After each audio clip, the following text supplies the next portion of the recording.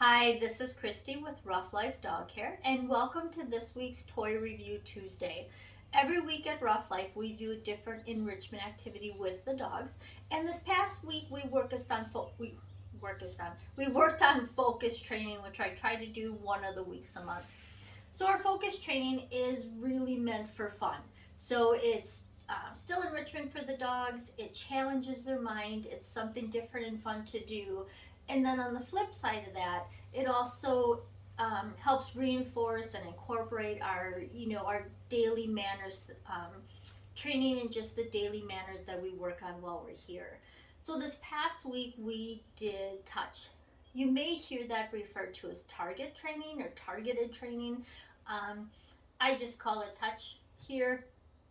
So what we're doing is we're asking the dogs to touch our hand, and I'll walk you through a video that I did with Cece. She's our May Dog of the Month, and you'll see my working with her and a couple mistakes that I made, and then wrapping it up with her. So, but basically, you just put your hand out, and dogs are pretty inquisitive creatures, right? So they're going to want to see why you're sticking your hand out.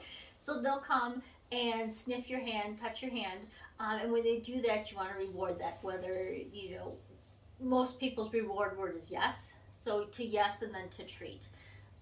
Some people treat there, right? So if your dog is not quite getting it, that's definitely a way to do it. It is a great reinforcer to treat them at the location.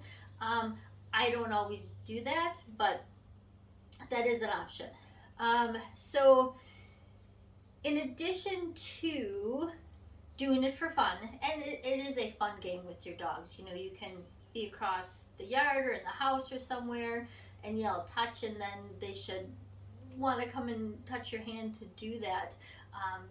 Up, down, sideways, whatever.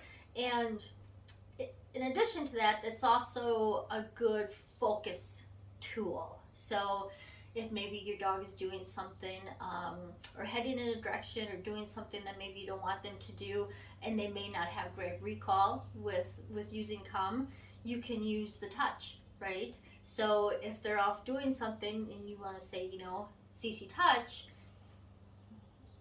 they should come back then to touch your hand. So let's take a look at CC, and I'll kind of walk you through that, and then I'll see you on the other side. So here I am with Cece, and she's getting in position. She knows that I'm going to ask her to do something, and that I have treats.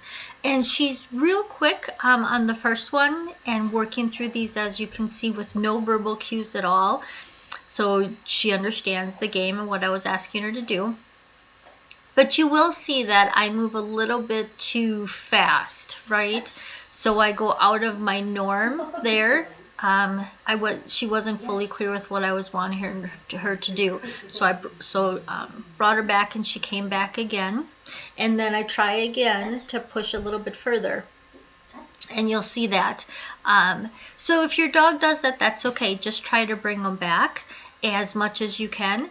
And if you need to, start at the very beginning. You'll see that I need to go right in front of me again with her. Yay! And then we end on a positive note.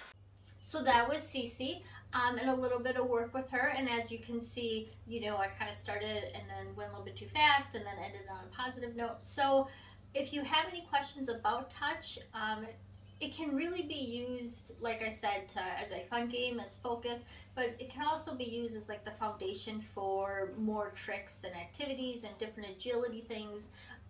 So it really is kind of a great tool to have in your back pocket, and it's pretty easy to work with your dogs and teach them. But if you have any questions on it, let me know.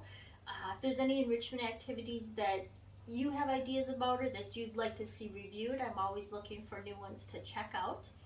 And if you have any questions, let me know. Thanks. I'll see you next week.